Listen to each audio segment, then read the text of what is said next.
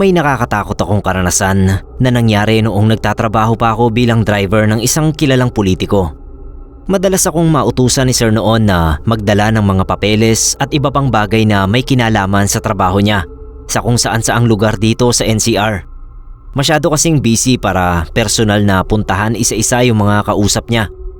Bale, driver messenger niya ako.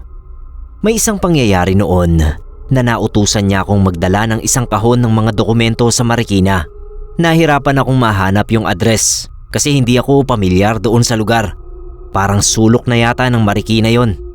Inabot ako ng gabi doon sa lugar. Noong pauwi na ako, naligaw pa ako. Hindi ko maalala kung saan ako nagdaan dahil bukod sa first time ko roon ay madilim nga. Wala pang Waze ng panahong ito dahil late 90s pa ito nangyari. Kaya kapag naligaw ka, talagang wala kang choice kundi huminto at magtanong-tanong sa mga nakakasalubong mo. Hindi naman ako kinakabahan noon dahil armado naman ako.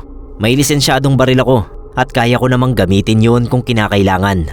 Kaso habang tumatagal at lalong dumidilim, ay doon na ako nakakaramdam ng kaba.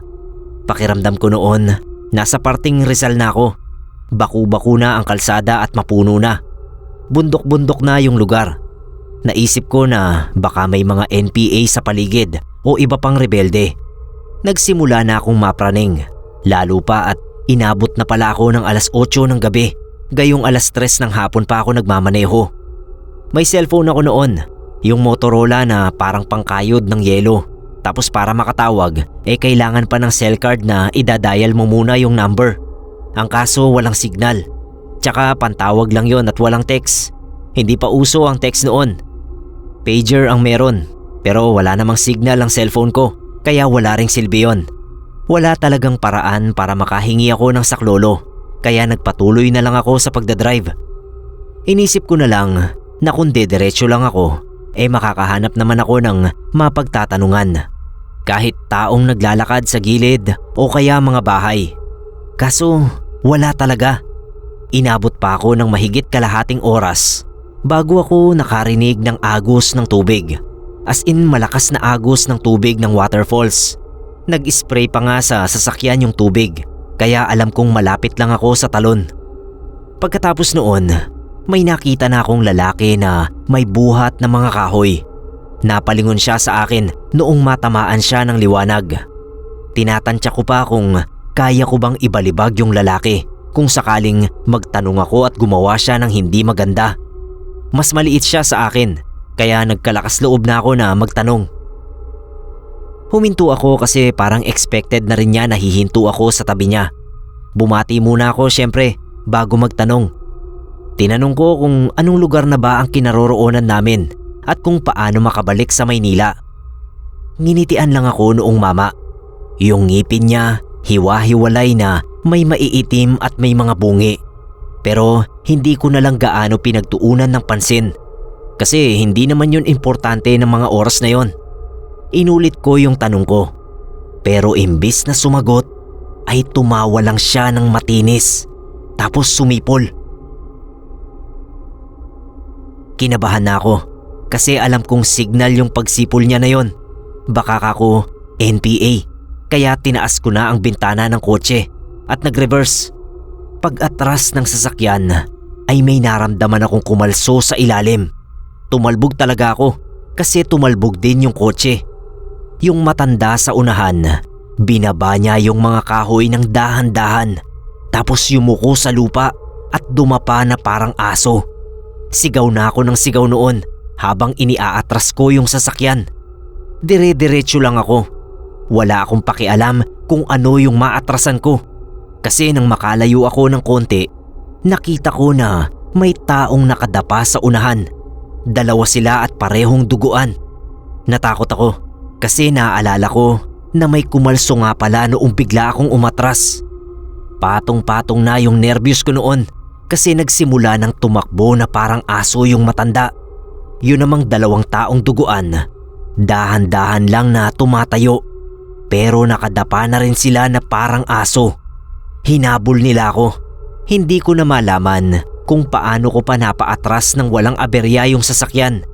Pero nang makatsyempo ako ay kumabig ako at pinatakbo na ng tuwid. Ilang beses na naman akong nagpatalbog-talbog dahil sa lubak. Hindi ko na maalala ang ilang detalye dahil sa sobrang pagkataranta. Pero may nakita akong mga ilaw na parang sa isang village. Kaya doon ako dumiretso. Kakaba-kaba pa rin ako dahil pumapasok na sa utak ko noon yung mga horror stories na napapapunta yung tauhan sa isang bayan na pinamumugaran ng aswang. Para na akong bata na nag-iiyak noon. Nakikita ko ang sarili ko sa rearview mirror dahil tinitignan ko kung sinusundan pa rin ako noong tatlo sa likod. Hindi ko alam kung saang parte ng habulan sila nawala, pero hindi pa rin ako kumpiyansa na huminto. Takot na takot talaga ako noon. Nang makarating ako doon sa village na nakita ko, ay may nakita pa akong mga kabataan na naglalaro ng basketball sa tapat ng isang tindahan. Naglakas loob na ako noon na magtanong sa kanila kasi mukha naman silang mga normal. May naririnig din akong TV sa kung saan. Basta buhay na buhay yung lugar na yon. Maraming ilaw ng poste at mga bahay. Binaba ko lang ang bintana ng konting-konti. Hawak ko na yung baril ko bago pa ako tumawag doon sa mga nagbabasketball. Nagsilapit sila sa akin. Kinasa ko muna yung baril bago sila tuluyang makalapit. Tsaka ako nagtanong sa kanila kung anong lugar na yon. Nasa San Mateo Rizal na pala ako. Isa roon sa mga binatilyo ang nagtanong kung okay lang daw ba ako. Basang-basa raw kasi ako ng pawis at luha. Doon ko na binitawan yung baril ko at napahagulgol na naman ako ng iyak. Nagtakbuhan yung mga binatilyo tapos naririnig ko silang humihingi ng saklolo. Maya-maya may kumakatok na sa bintana. Pagtingin ko ay may edad na lalaki yon, kaya natakot na naman ako dahil baka mamaya kagaya siya noong mama na napagtanungan ko. Noong pinagkaguluhan na ako ng mga tao, hindi ko na malaman ang gagawin ko. Nagsisigaw na yata ako noon. Hindi na malinaw ang sumunod na nangyari, kung paano ako nakausap ng matino ng kapitan ng barangay sa lugar na yon. Pero nagkwento naman ako sa kanya ng naranasan ko. Ang sabi nila sa akin, baka napadaan ako sa parte ng Marikina na noong time na yon tapunan ng mga sinasalvage. Baka raw multo yung nakita ko. Ang hirap isipin na multo yung tatlong yon, lalo na yung nagulungan ng sasakyan. Dahil damang-dama ko talaga yung talbog ng kumalso sila. Nagtanong ako kung may bali-balita ba ng aswang sa lugar nila. Pero wala naman daw. Putik-putik yung sasakyan at may mga gasgas pa. Pero yung inaakala ko na may bakas ng dugo dahil nga may nasagasaan ako, yun ang wala sa kotse. Pero yung ilalim, may ilang gasgas na parang may dinaanang matalas. Ang naisip ko kagad noon ay yun ngang mga nagulungan. Pero sabi ng iba, baka raw dahil sa lubak na daan. Nakauwi naman ako at nagpaliwanag sa amo ko. Galit na galit siya at alam kong hindi siya maniniwala sa naranasan ko. Kaya sinabi ko na lang na may mga nagtangka ng hindi maganda sa akin, kaya ako natagalan. Pinakita ko pa ang kalagayan ng sasakyan para maniwala siya.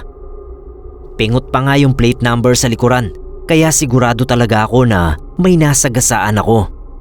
Sa galit ni Sir, nagpadala siya ng mga pulis sa Marikina at pinahanap yung lugar kung saan ko sinabi na hinarang ako ng mga bandido. Kako malapit yon sa may waterfalls at papunta sa San Mateo Rizal. Sir Neb, walang nakitang talon sa bahagi ng Marikina na papunta sa San Mateo. Sinama pa ako ng mga pulis. Kahit medyo may kaba pa rin ako at ayoko talagang sumama.